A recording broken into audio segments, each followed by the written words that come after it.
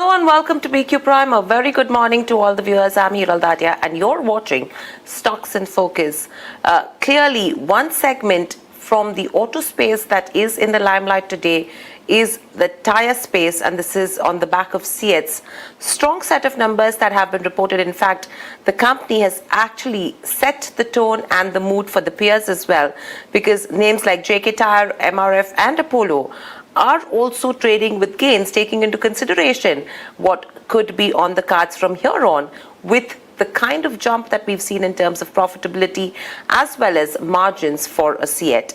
To discuss more and what's in store from here on, joining us on the show is Kumar Subbiah, CFO at CEAT. Kumar, good morning and welcome to the show. Good morning. Absolute pleasure to be part of this show. Thank you. Always a pleasure to speak to you as well, and congratulations on the spectacular set of numbers that have been reported. Stock seeing smart gains, investors being extremely happy about it as well. So if you could help us understand, what is it that has led to this kind of a performance, because EBITDA margins have doubled. Plus, if you see in terms of the profitability as well, a strong number coming in there. See, this is not a one-quarter performance. If you really look at our margins for the last 5 quarters, quarter on quarter, we have been improving. So improving by about 100 to 200 basis points, depending on in a particular quarter. So therefore, it's about, a lot of effort that the organization has put in to look at few important levers that impact both the revenue as well as the margins. One of them being that we are growing as an organization. So last year, we delivered about 20% plus growth. The previous year, we delivered about 20% growth. In the first half, it's more about a mid-single digit growth, driven largely by volumes and not by price. And during this period, we also undertook multiple steps to premiumize our product, improve our average price realization, and also on the cost side, looked at efficiencies in the manufacturing space, supply chain side, the procurement, overall operating expenses. So it's a effect of multiple steps that we took, and the big impact has come in quarter 2, but we did see improvement in margins in the previous 5 quarters too. Right. So overall, even that continued impact that we're seeing and the effort that has been made, is it mainly led by a better product mix, or is it a combination of a better product mix as well as lower raw material prices? Now, I would say you're right. It's a combination of both. If you look at the last 4 or 5 quarters, in the quarter that went by, I think it was more some drop in raw material cost, and also some judicious and tactical decisions that we took. On the pricing side, we increased the prices of our truck and bus radial tires and passenger car radial tires in certain markets, in certain platforms. So, and holding on to the prices when the raw material prices went down was also one of the important decisions that we had to take. So it's a combination of both. Right. Now, from here on, overall, if you see, even, as you mentioned, on a sequential basis also, not only at an EBITDA level, at a gross level also, we've seen margins expand, right? One of the things that I've noticed is that the truck segment contribution has been slightly lower in the September quarter as compared to the June quarter, whereas the two-wheeler contribution has improved as compared to the first quarter. Is that one of the reasons, and is that one direction where we are moving in, where the two-wheeler margins are a little more rich as compared to trucks, and premiumization is the key over here then? No, you are right. See, as an organization, our focus, the primary focus is on passenger segment, which consists of both passenger car radial tires as well as two-wheeler tires. Both of them performed better in quarter 2, year-on-year basis as well as on quarter-on-quarter basis. We have grown year-on-year basis in the commercial sector, but it's not a very profitable high-margin category. So we are growing. Our capacities are limited, so we're trying our best to utilize those capacities in case of commercial. In case of passenger, we continue to focus. We continue to premiumize our product categories, and obviously the margins in these 2 categories are higher than the average margins. So higher share of these 2 categories certainly help in terms of improving our overall margins. Right. How is the price trend looking like as compared to the raw material trend? Because clearly you've seen crude which has gone up above the $90 per barrel mark once again. When does that effect actually come in? The large part of that effect will come in the current quarter. Okay, and so what crude impacts in general the sentiment of most of the commodities, but it directly impacts some of the materials that go into the manufacture of tires. For example, carbon black, synthetic rubber, nylon fabric. These prices, these feedstock prices that go into manufacture of these raw materials have moved up in the last 1 to 2 months. Crude has been hovering largely over $90 since middle of August. And though there was some drop in crude oil prices towards early part of October and later part of September, it's again recovered back to closer to $90. In addition to that, our currency has also depreciated. Rupee is now largely hovering around 83.30 with import parity pricing applied even on local purchase of some other raw materials and import of raw material prices. Any depreciation of Indian rupee has some adverse impact on the raw material side. So your question, the impact of all this you will see mostly in Q3. Okay, and we saw less of it in Q2 because we already had enough inventory in the pipeline, which we largely consumed. With respect to your first question on pricing, okay, pricing environment has been stable throughout last 6 to 8 months.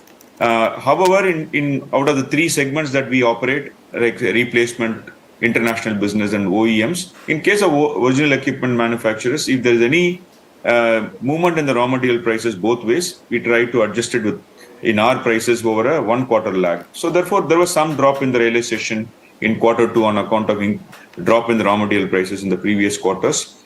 If the raw material prices sustain at current level, if crude sustains at current level, maybe we'll have to do something on the pricing, which in due course, depending on a competitive situation, will take necessary actions. Right. So with all of this said and done, how is the demand environment looking like? And if you have to look at all three segments, from replacement to OEMs to the international business, where is the traction coming from? In the quarter that went by, the growth largely happened across all three. Okay, the growth was still higher in original equipment manufacturers toward later part of Q2. Part of it is also because OEMs tend to produce more to meet the demand during a festive season. And international business was a mixed bag. In some categories in the US and part of Europe, we were able to get some growth. Okay, in specialty category, we were not able to get growth due to weak demand situation in Europe. Going into the second half, we expect exports to lead growth for us. Okay, and we also expect original equipment manufacturers' demand to grow higher as we have been approved for certain categories of tires that we supply, and our share of commercial category tires has also been slowly increasing. So therefore, these two we expect it to contribute. We expect replacement demand to be growing in the mid-single digit going into the second half of the year. That's the way we see the next 6 months of the current year. Right. So then when you're expecting exports and the OEM segment to actually start seeing better growth as well as compared to what we've seen so far, does that mix in terms of the revenue change? Because currently little over 50% comes in from replacement demand. Yeah, no, replacement demand, given the choice, we would like replacement demand share to be a little higher. Okay, we used to operate in the range of 55 to 58% of our total revenue share used to come from replacement. So from that point of view, higher share of OEM generally tends to bring the replacement share down. So from margin standpoint, we would like replacement to be at a slightly higher level. Incremental revenue coming from OEMs actually may not contribute much to our margins. So therefore, we try to balance it. So any higher level of growth in OEMs, not matched by adequate growth in replacement, may have some marginal impact on margins. However, we try to compensate it to equally profitable segment, which is called as international business. There we are expecting growth to happen in the second half. So therefore, we would like to neutralize the impact of higher share of original equipment manufacturers in the second half. Right. Another question on the margin perspective I want to take with you is, you mentioned that the impact of higher crude prices will come in from the third quarter onwards.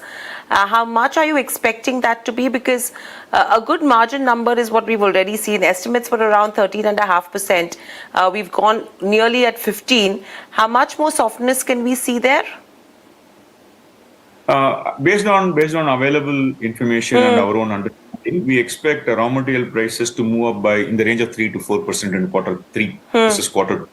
it looks like quarter two, the raw material prices have bottomed out. In fact, we saw some drop in raw material cost for us in quarter two versus quarter one. So therefore, that is a impact that we expect to see in quarter three versus quarter two. And 15% is one of the highest margins that we have achieved in the last Absolutely. 6 years or so. So though we came very close to that number, on a standalone basis, we crossed 15% only in quarter two after many years and quarters. So therefore, it's kind of a higher end of the range within which we delivered the results in quarter two. We would like to operate within a range. At this point in time, I would say 13% plus or minus 1-2% is the range in which we would like to operate. Okay, and so therefore, if you are not able to translate this raw material cost increase in the form of a price increase in quarter three, it may have some impact on our margins. We are trying multiple ways to mitigate the impact of raw material costs, okay, through efficiencies in manufacturing, supply chain, procurement, etc. But there is a limit up to which we can go. So it may have some impact if we are not able to translate it to price increase. Still early to say because we are in the first month of the quarter. So therefore, we would like to wait and watch. Depending on the competitive situation, we may look at appropriate pricing in due course. Right. And on the top line and bottom line trajectory, do you think the company will be able to maintain a similar growth rate that we've already seen in the second quarter? Yeah, yes, true. See, in quarter two, our overall growth was close to about 5%. Okay, and large part of it came from volumes. In fact, volume was even higher than 5%. So there was some price realization, marginally lower on account of OEMs that I just now explained. Okay, so we can sustain volume growth in mid-single digit going into the second half of the year. Our internal plan is to take it into higher single digit. Let's see how things go. Right. Very lastly, on the debt front, the company has managed to repay almost, I think, 100 odd crores. What is it looking like now, and what's the plan with the remainder of the year? Because we do see good, efficient management of cash flows. Operating performance is also improving, so that's helping. So what's the repayment plan further? See, in the last 3 quarters, we have reduced our debt by about 450 crores. So in quarter two was about 100, quarter one was about 100, quarter four of the previous financial was about 250. We are very healthy at this point in time. Debt EBITDA is closer to about 1.1, 1.2 today. Okay, and certainly at the lower end of the leverage ratio that we have generally given ourselves in terms of operating situation. So therefore, we are comfortable there. And maybe we will see some small increase on our capex outlook for the current year. Earlier, we were indicating about 700 to 750 crores. Maybe we may look at spending about 800 crores kind of a capex as far as the current year is concerned. We have spent almost half of it in the first half, so it may have a little bit of implications. Okay, and we would continue to focus on efficient cash flow management, continue to focus on working capital, okay, and keep capital expenditure based on our ability to spend, keeping leverage ratios in mind.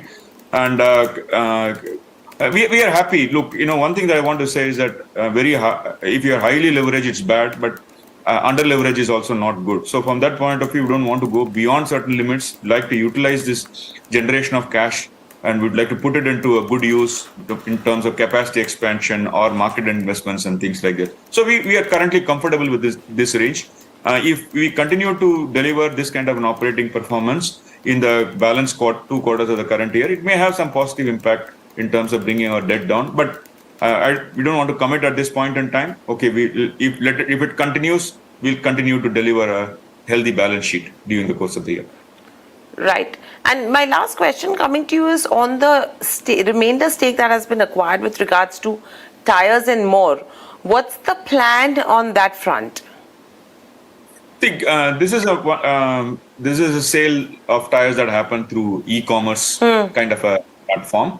Whenever someone buys tires through an e-commerce platform, okay, and what they also look at is whether the tires can be delivered doorstep.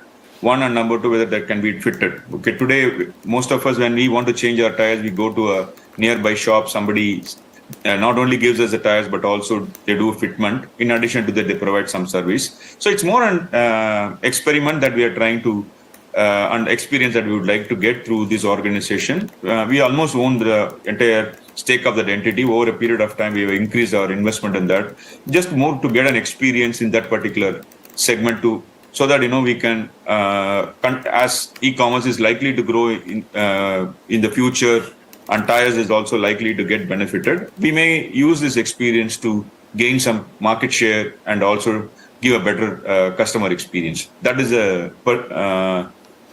strategy behind this acquisition. Right. So I think lots brewing as well with CEAT. Thank you so much, Kumar, for joining us on the show and sharing the views. The stock itself seeing some smart moves in today's session, and in fact, the kind of up move that we've seen as well has been strong. 6.5% gains in today's session as well. And if you see the kind of performance on a 6-monthly basis, the stock has seen gains of around 60% already.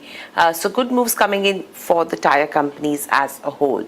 But from being, one of the ancillaries from the auto space, let's get on to being on the move with a Yatra online, which has reported numbers as well.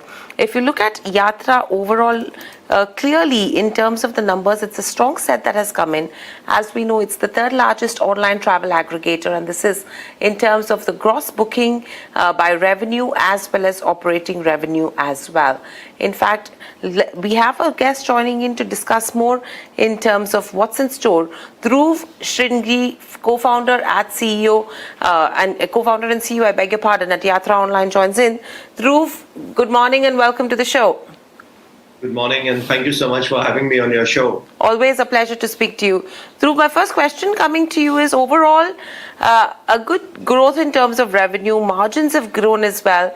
Has the number and the quarter met your internal expectations? I think we ended up posting quite strong set of numbers. There is very strong tailwind behind the industry as well. And if you look at from our own organic growth perspective, our growth has far outpaced the industry. The domestic aviation industry grew about 14.8% year over year, and our domestic flight business would have grown upwards of 42-43%, right?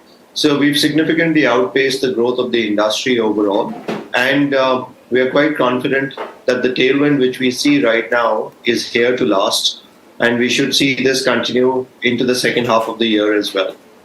Right. So, Dhruv, overall, this has been the strongest quarter for the company since COVID, if I'm not mistaken, right? That's right. Taking that into consideration, is this the performance we are eyeing as a company in the coming quarters, or do you think it'll outpace that as well? See, in the second half of the year, given that we now have access to the IPO proceeds, right? So what we are looking at in the first half of the year will still be numbers without the IPO coming in, right? And the second half of the year will see the proceeds of the IPO getting baked in and being deployed in terms of further strengthening our margins. So we expect performance to improve in the second half of the year compared to what we see in the first half. Okay. And from here on, if you have to look at the 3 segments of business as well, from air ticketing, hotels and packages and others, the contribution from air ticketing has gone down as compared to what it used to be, whereas hotels and packages has seen a significant growth as well. Is that the strategy that the company is looking to follow? And if yes, how aggressive is it? So, we do expect to follow that approach where we work with large corporate customers, deploy our technology solution. Typically, the starting point would be air travel. And from there, then we start cross-selling other products and services. Hotels is one of the key focus areas for us in terms of products to be cross-sold to the corporate customer base. So we will continue to see further expansion in that. And the margins on hotels do tend to be much higher. Plus the fact that we've already got the base platform integrated, we've got everything in place from a customer perspective. Selling a marginal product entails a very low incremental cost for us. So on the back of that, it does tend to be extremely accretive from a bottom line perspective. So our endeavor would be to continue to drive cross-sell in the second half of products like hotels and insurance and cabs. So those would be the products that we would look at driving further. Okay. And apart from this, in terms of, as you mentioned, you have IPO proceeds to push in further growth. What areas are you going to focus on? So the proceeds would, largely be deployed towards strengthening our margin. And this would be in the same core areas of flights and hotels for the time being. We are looking at other technology solutions that can also bolt in to our platform. These would be solutions like expense management, travel and budget and analyzer tools, etc., which can be cross-sold to the customer base as SaaS platforms. So it will be a combination of product revenue and SaaS revenue which will come in. And that's how we are thinking about this. The initial focus will be more around product. So in the next 6 months or so, you will see focus continue to remain on the air and the hotel product before we start adding the new software services that we are investing in building out at the moment. Okay. And from here on, what will the future growth drivers be for the company? See, the growth drivers actually are multifold. So first and foremost is obviously we've got a very large, sticky captive corporate customer base to which we are driving cross-sell of other products and services. As we touched upon, we've seen good traction for hotels in the last year. We continue to see incremental demand coming through for products like cabs and insurance as well. So adding these products to our current portfolio and cross-selling the same would be one lever. The other is that the market itself, and if you look at the corporate market today, there is a big move on the part of organizations to digitize a lot of their business processes. Whether it comes to procurement, whether it comes to HR systems, whether it comes to expense management solutions, I think corporate India is going through a large wave of digitization, and travel and expense management is a core component of that. So we do see ourselves being the market leader benefiting from that macro tailwind as well with regards to adoption of technology by large corporate enterprises. So that's going to be the second factor which is there. And then thirdly, we also, ultimately the employees of the corporates that we are servicing, they form a large part of the consuming middle class of India. These are the young, highly educated workforce. There are about 7 million people who are employed by the organizations that we service. So they form a great catchment area for us to drive personal travel bookings as well from there. So these are again highly accretive given that the customer cost of acquisition out here is relatively low compared to any other online channel. So these would be the key levers that we would look at adopting going forward. Right. And between B2B and B2C, where will the energies lie currently? What is the revenue split looking like, and how do you see it going ahead? So currently the booking split would be roughly about 55% coming in from B2C and about 45% coming from B2B. But the profitability of the B2B segment does tend to be much better given the more captive nature of the B2B business. And we will continue to drive that business quite aggressively so that we can improve on the operating margins going forward as well. So the focus would be in terms of driving more market share and getting new customer acquisition going in the B2B part of the business. Right. And very lastly, a similar growth trajectory for the rest of the year? I think growth trends should only improve. We've seen macro trends continue to remain strong. There will be some seasonality into it. Obviously, the July, August, September quarter is seasonally the weakest quarter from a travel point of view. You're just coming out of the summer holidays, and you've also got the monsoons and some flight disruption happening on account of that. But beyond that, in the second half of the year, we expect growth to only accelerate. Right. So I think lots to look forward to as well from here on. Thank you, Dhruv, so much for joining us on the show. And I think this is the time, taking into consideration the World Cup as well, a lot of travel and leisure that is happening. And plus you have December, which is round the corner. That's all that we have on this session. Thanks for watching. And lots more lined up on the other side. Please stay tuned to BQ Prime.